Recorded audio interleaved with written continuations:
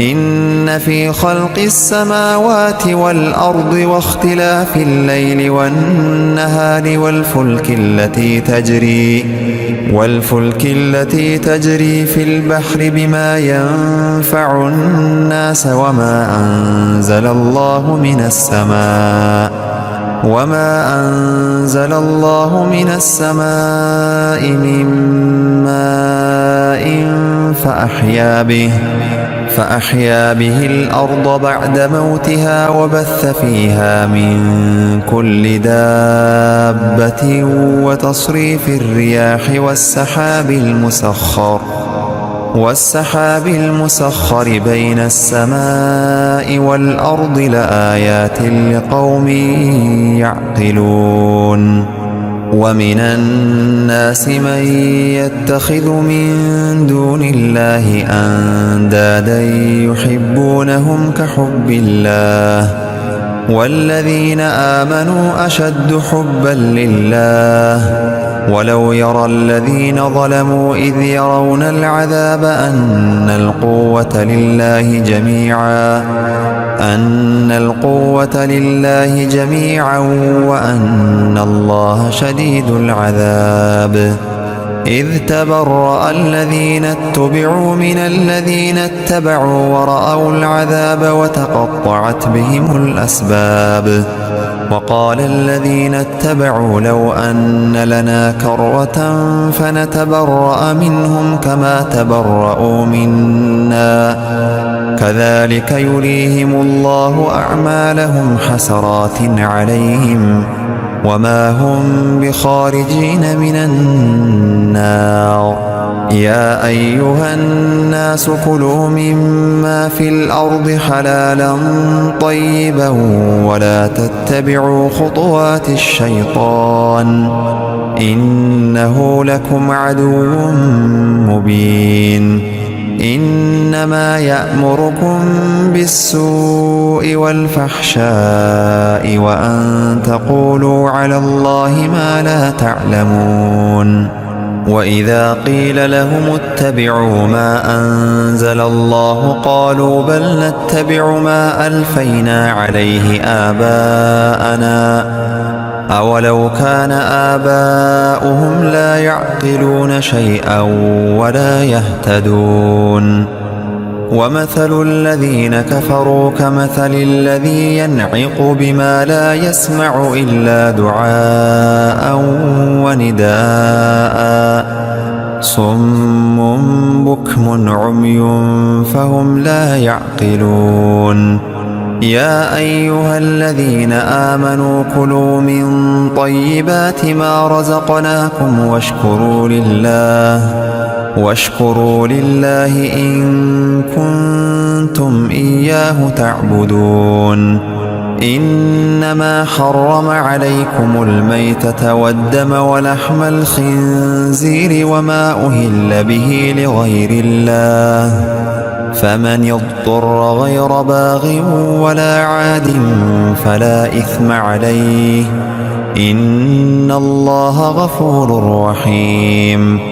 إن الذين يكتمون ما أنزل الله من الكتاب ويشترون به ثمنا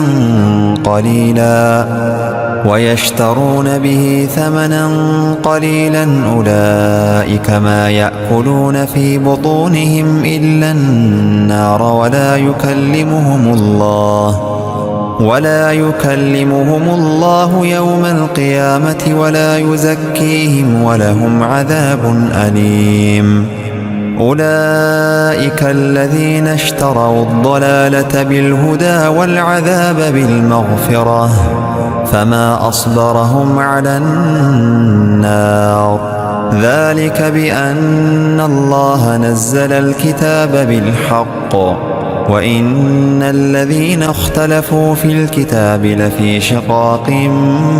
بعيد ليس البر أن تولوا وجوهكم قبل المشرق والمغرب ولكن البر من آمن بالله ولكن البر من آمن بالله واليوم الآخر والملائكة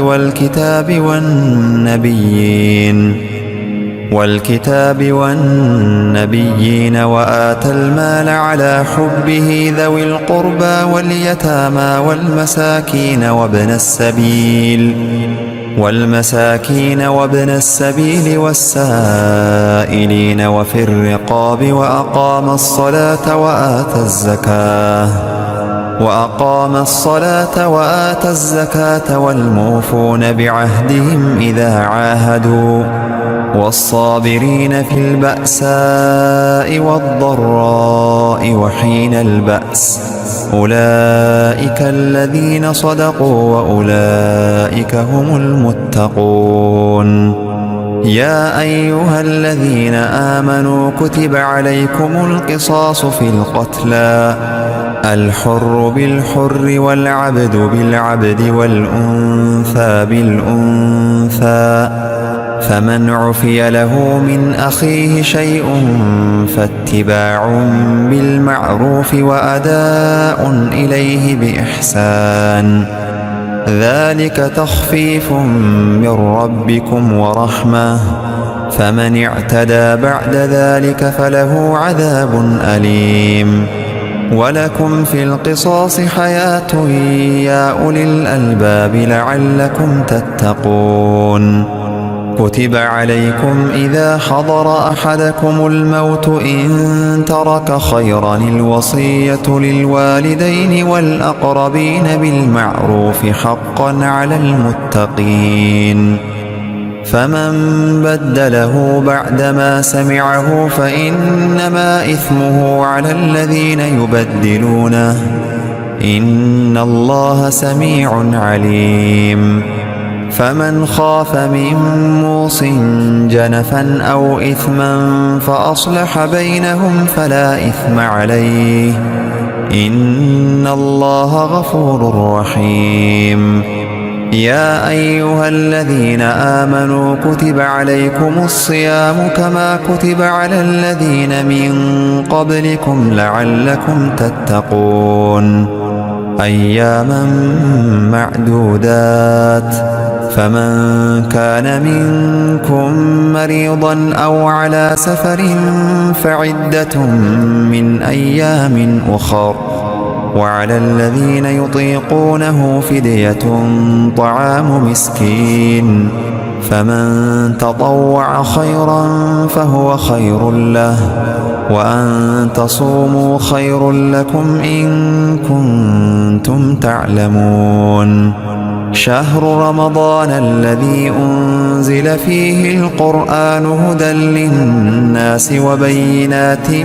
من الهدى والفرقان فمن شهد منكم الشهر فليصمه ومن كان مريضا أو على سفر فعدة من أيام أخر يريد الله بكم اليسر ولا يريد بكم العسر ولتكملوا العدة ولتكبروا الله على ما هداكم ولعلكم تشكرون.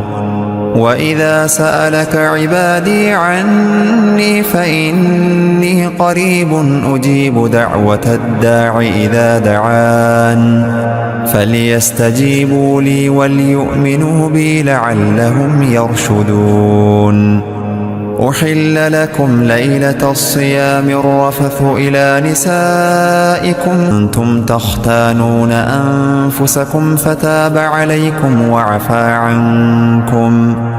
فالآن باشروهن وابتغوا ما كتب الله لكم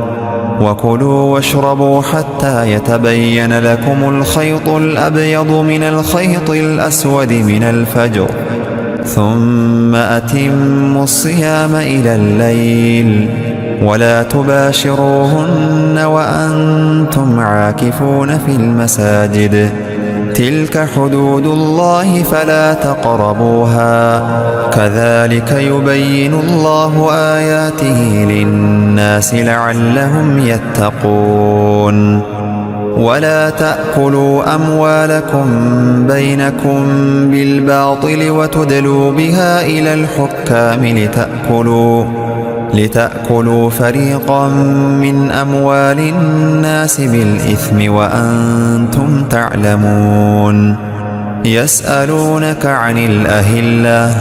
قل هي مواقيت للناس والحج وليس البر بأن تأتوا البيوت من ظهورها ولكن البر من اتقى وأتوا البيوت من أبوابها واتقوا الله لعلكم تفلحون. وقاتلوا في سبيل الله الذين يقاتلونكم ولا تعتدوا إن الله لا يحب المعتدين. واقتلوهم حيث ثقفتموهم وأخرجوهم من حيث أخرجوكم والفتنة أشد من القتل ولا تقاتلوهم عند المسجد الحرام حتى يقاتلوكم فيه فإن قاتلوكم فاقتلوهم كذلك جزاء الكافرين. فإن انتهوا فإن الله غفور رحيم. وقاتلوهم حتى لا تكون فتنة ويكون